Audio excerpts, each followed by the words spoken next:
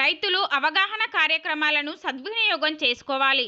Collector Rajiv Gandhi Hanumanthu Nizamabad April 21 జిల్లా కేంద్రంలోని ప్రభుత్వ గిరిరాజ్ డిగ్రీ కళాశాల ఆవరణలో రాష్ట్ర వ్యవసాయ శాఖ ఆధ్వర్యంలో 3 రోజుల పాటు నిర్వహిస్తున్న రైతు మహోత్సవంలో వివిధ అంశాలపై రైతులకు విస్తృత స్థాయిలో అవగాహన కల్పిస్తున్నందున రైతులు సద్వినియోగం చేసుకోవాలని కలెక్టర్ రాజీవ్ గాంధీ హనుమంతు సూచించారు.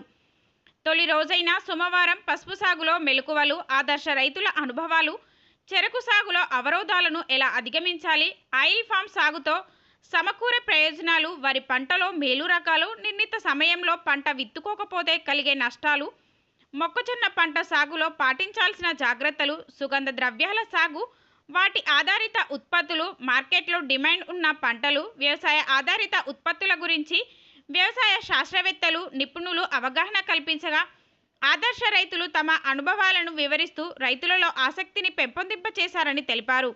22న మంగళవారం నిర్వహించే అవగాహన కార్యక్రమాల వివరాలు.